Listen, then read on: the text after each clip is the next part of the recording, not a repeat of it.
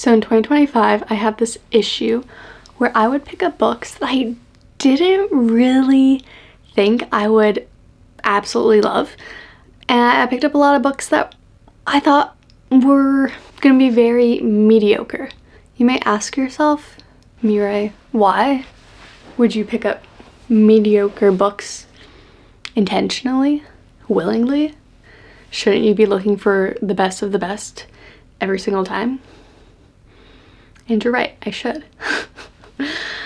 But sometimes the books that are gonna be the best are kind of a little intimidating, or I have a lot of series that I really want to read, and I feel like those are gonna be my best reads of the year. But the thing is, those series are like 7 books long, and if I start book 1, I'm gonna want to read all 7 like together so I don't forget anything. And so instead of reading the massive series, I read insert super easy, fluffy, mediocre book here that I forget about a week later, which those books are still good. I do enjoy them, usually, but they're not the best. I've also had a problem where I've had an Audible subscription and, I skip it every other time. So I'm like skipping for 2 months, I have it for 2 months. And when I have my Audible subscription, I'm like, I gotta make the most of it. I gotta listen to the books that are included on Audible. And I don't know what happened recently, but Audible's just gotten rid of like all of the decent books from their catalog. Like when I joined Audible, there were so many great reads. And now they're all very few and far between. Probably gonna cancel Audible and focus on my 26 books for 2026. I don't know if I'll actually listen to any of these. We can go through and see if any of them would make sense as audiobooks. That should also be a goal for the year. In addition to these 26 books for 2026, also going to prioritize good audiobooks. Maybe I'll do a separate list for those because I'm already thinking of a few that aren't on my 26 books list. To start with, as I was saying, there are a lot of series that I really want to read and I'm really excited for, but they're like, it's a little intimidating because I kind of want to read the series at the same time, but I also don't want to commit myself to reading 3+ books at the same time. So I've been reading a lot of standalone books. So I did make sure that I have a lot of standalones on my list for those times when I am not ready to dive into a new series or pick up another series halfway through and try and remember what happened the last time. So starting with our standalones, the first book I have is The 7 Husbands of Evelyn Hugo by Taylor Jenkins Reid. I don't know why I haven't read this yet. I feel like I've read basically every other one of Taylor Jenkins Reid's books and I've absolutely loved them. Cannot think of a single one I didn't devour. So I'm really excited to read this because I feel like everybody loves this book. And it's a good standalone, low pressure. And I would trust Taylor Jenkins Reid with my life. So next we have The Favorites by Lane Fargo. I haven't heard as much about this because it's newer and I'm not paying attention. But what I have heard, people have absolutely loved it. And it's like one of their favorite books. And it's a standalone. And it's been on my TBR for a while now. Yeah, it came out like a year ago now. So like it's been on my TBR all year. So 2026, we're gonna dive into The Favorites. I don't really know what it's about. I want to say it's about like dancers, yeah. Ballerinas, I don't know. Skaters, maybe? Literary fiction romance, so we'll see. I've heard good things. Okay, next, a book I own. When I was putting my list together, I was going through all the books on my physical TBR and trying to figure out, which ones aren't in series, or, if they are in a series, this series is like complete or almost complete. Of all of the Illumicrate books I have, basically only Watermoon by Samantha Soto Yambao. This was the only one that was a standalone. It is almost the only book that is a standalone on my shelf from Illumicrate. We also have The Bookshop Below, but it didn't make my list because Watermoon's been waiting longer. And I'm not like particularly trying to, get through this year. I just want to make a dent in my physical TBR and not just accumulate books every month. So, Watermoon. It's also based in Japan, and I do plan on going to Japan this year. So, it might be a good one to read maybe when I'm in Japan, or like right before or right after. I don't know how much reading I'll do in Japan. We'll see. The next is another book that's been around for a while, and I can't believe I haven't read yet. Project Hail Mary by Andy Weir. I have both the ebook like ready to get from my library, and I own the audiobook, so I don't really know what I'm waiting for. I could start it next week. So I definitely have to read it in 2026. Also because the movie is like out, right? Almost out. So I feel like we have a lot of books that are becoming movies this year, which I am psyched for, and Project Hail Mary is one of them. So I need to read it before watching the movie this year. Again, a lot of these standalones are super popular books that have been out for a while that I just have for some reason not managed to pick up yet.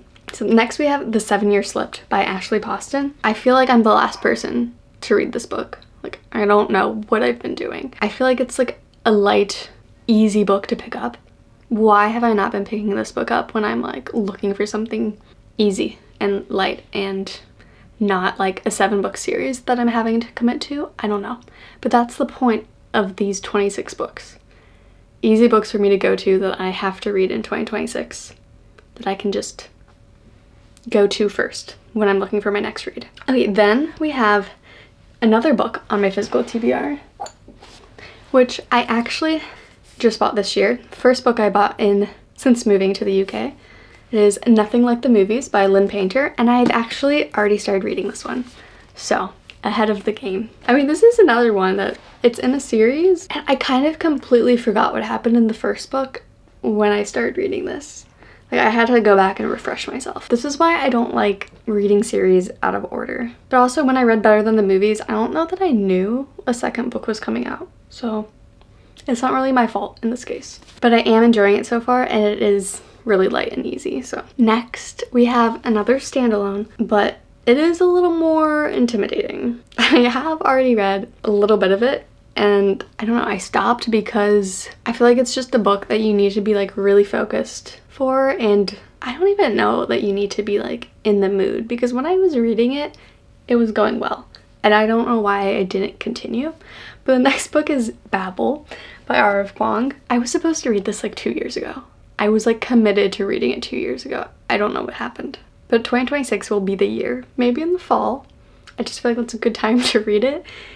And hopefully fall doesn't come around and I just push it back off. And then we have 2 more books on our standalone list. I'm actually a little worried about the next one because there have been some not great reviews.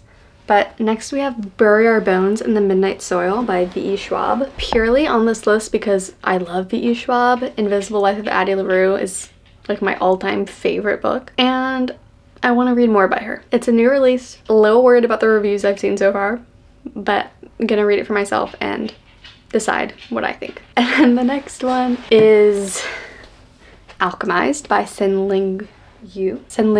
Another one that people have been foaming at the mouth for, which is more of an intimidating standalone because it's not really the length of a standalone book. It is almost the length of a trilogy. And apparently a lot of people are recommending that after you finish parts 1 and 2, you go back and read part 1 before reading part 3. I don't know. That seems like a lot. We'll see if I decide to do that. It is on the list, and I'm actually hoping to read it soon. Next we have the series. This is where my 26 books for 2026 quickly spirals into like 50 books for 2026. This is what series do. But the first series that we have on the list is Shadow and Bone by Leah Bardugo. I've owned Six of Crows for a while, and I keep like putting it off because, I mean, you don't have to, but technically you should read Shadow and Bone first. I want to have Six of Crows available as an option to read. So, and I've heard great things about Shadow and Bone. So I am prioritizing Shadow and Bone for this year. Preferably the trilogy, but I will settle for just the first book. Though I don't want to do that. I want to read the whole thing at once. Okay, the next book I have upstairs. I should have brought it down. I have The Dust Jacket. Next we have The Raven Scholar by Antonia Hodgson. I was a little iffy about putting it on the list because it is in a series and the next book like doesn't even have a release date yet. Like, I don't know if the next book's gonna be released in 2026 or not. People have been like obsessed with this and I want to know what the hype is about and I'm really excited to read it and I just want to do it. So I'm sure people will be making like in-depth videos about book 1 that I can go and watch before reading book 2 when it comes out. Hoping for that. Maybe I'll do that. Maybe I'll be the person. Just a little worried about forgetting everything when book 2 comes out. But I do want to read it this year. Next I have a couple more series that are completely finished now. And I've already read book 1. So I could finish these series and they only increase my numbers above 26 a little bit.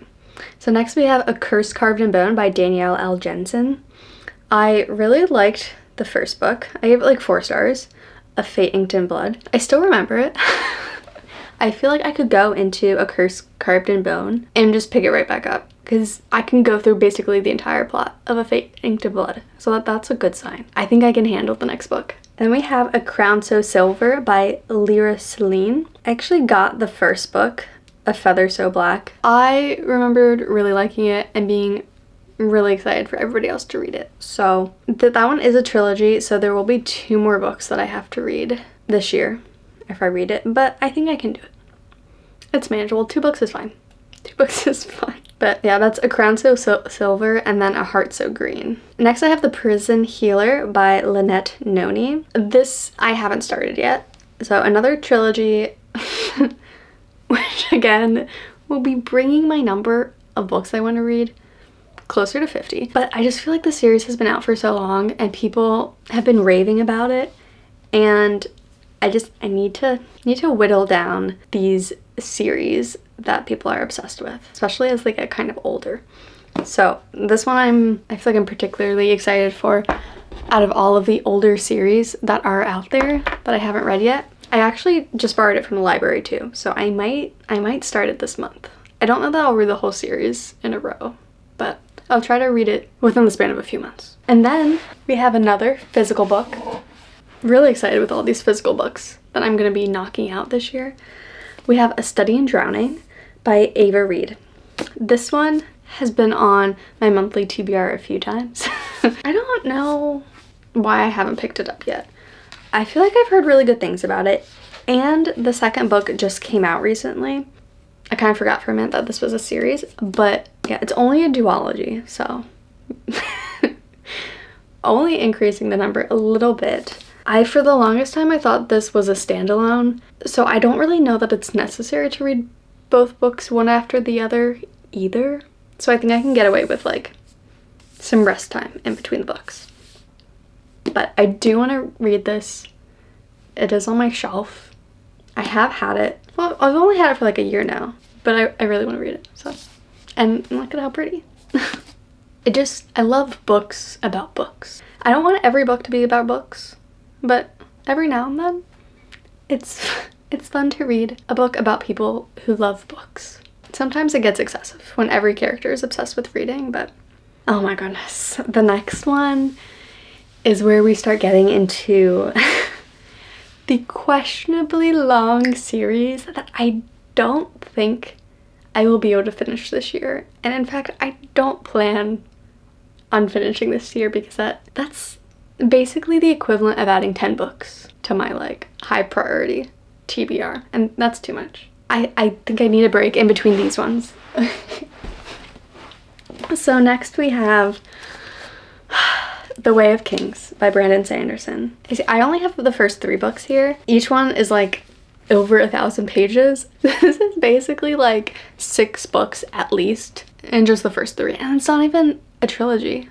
There's like 5 books out. I don't think it's over. It's not over actually. I know that for a fact. But I love Brandon Sanderson.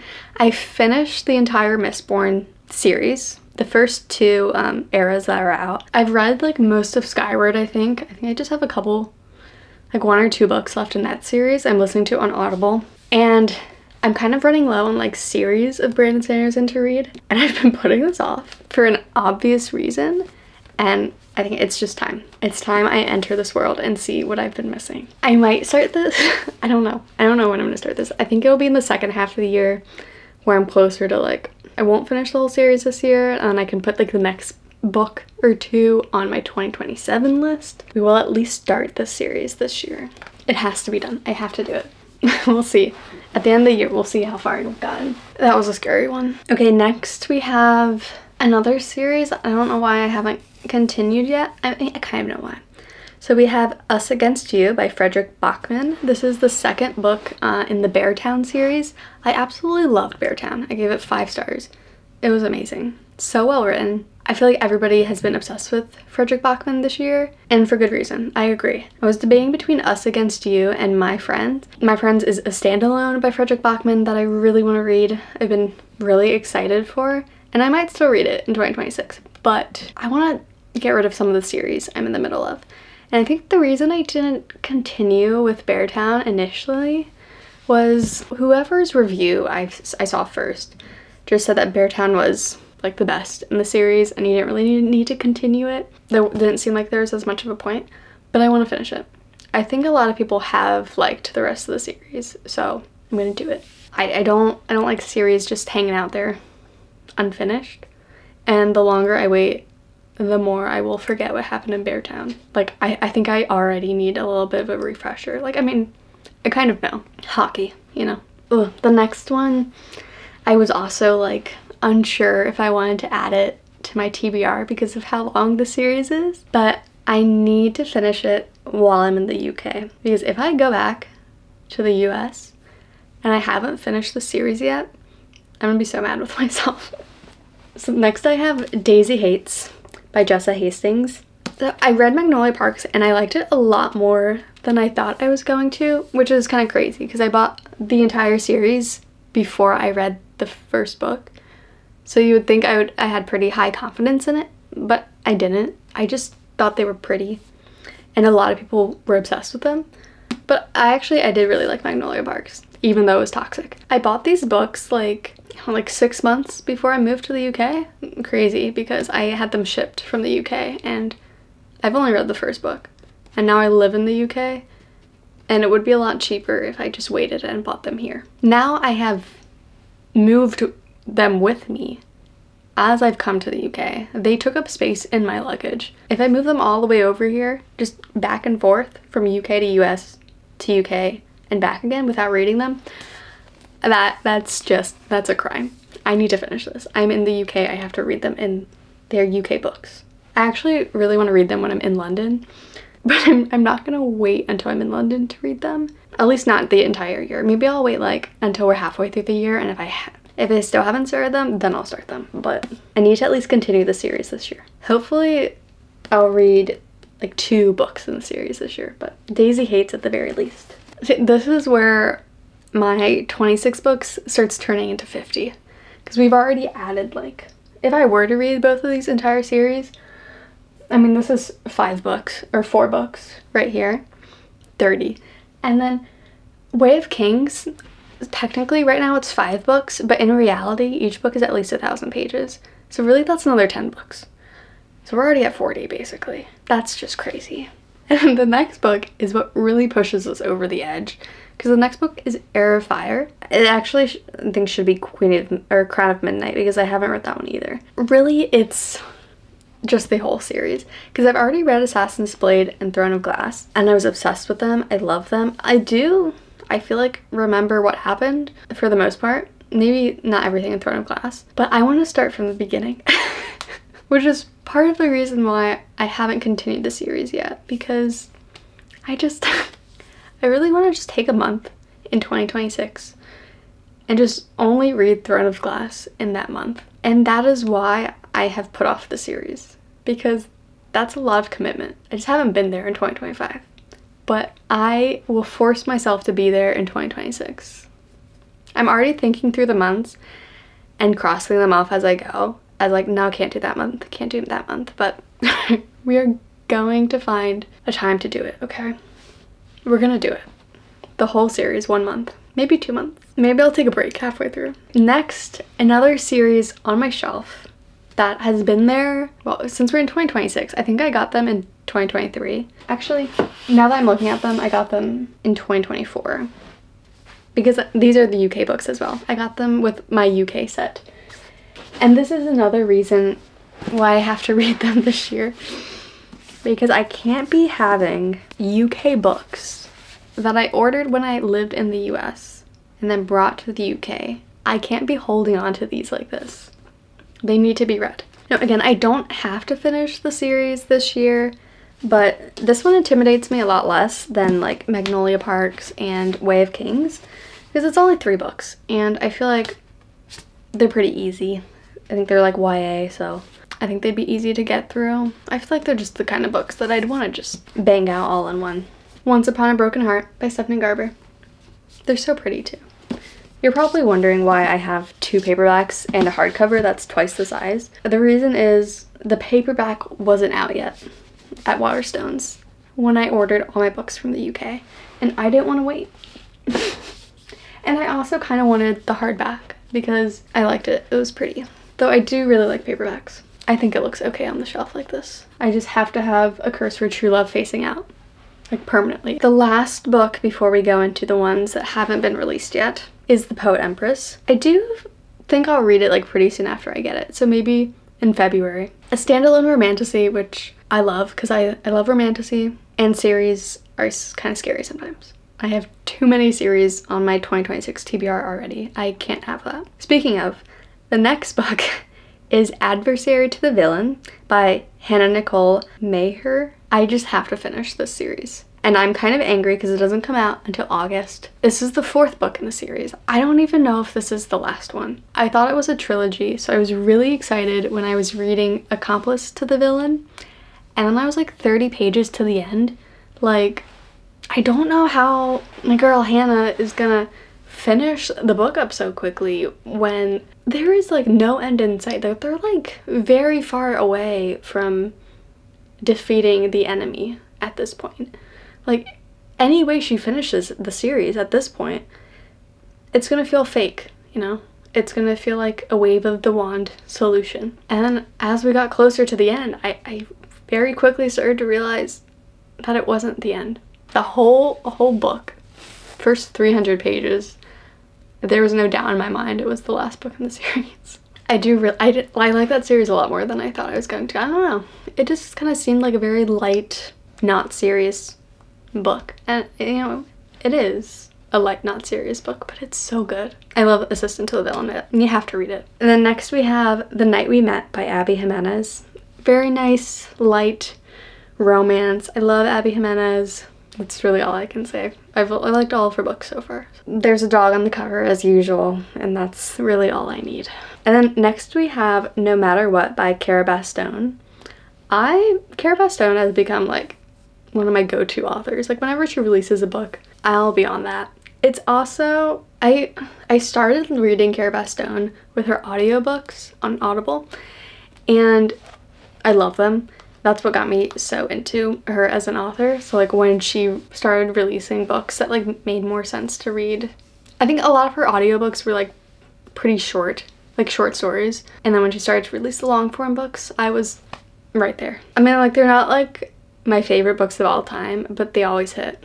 They're just so fun and easy and a good time. And I really like her audiobook narrators, so I might listen to it as an audiobook. I haven't decided yet. I do kind of want to read one of her books like physically, because sometimes I feel like it'll be a different experience. Like, if I love an author in audiobook form, I'm a little worried that I won't if I physically read it. But I don't really think that that's true. Next we have Taipei Story by R.F. Kuang, which I'm just realizing I have like 2 R.F. Kuang books on this list, but that's fine. I mean, I guess R.F. Kuang's books so far haven't been my favorite, but they're just, I don't know, they're very literary. I feel like a lot of times R.F. Kuang, I don't know if she expects too much of us, or like, I don't really think she's expecting too much of us, but I think she's showing off how much she's researched a lot of the time. And a lot of the time I appreciate it, because I feel like I learn a lot when I read her books, but usually they're like 4 stars. Actually, I don't. I think I might have only read 2 of her books. I think I gave Yellowface 3 stars, but I gave Catabasis 4 stars. There are a lot of her books I want to read though. I also really want to read The Poppy War by her, but it's not a series that I feel like I have to read in 2026. I don't physically own it. I own the ebook. I feel like I can wait, but I do really want to read it. So if I'm so inspired, I might pick it up this year. I think this is our last book. So finally we have the second book to like the last book that I read in 2025. We have Sunsplitter by S.A. McLean.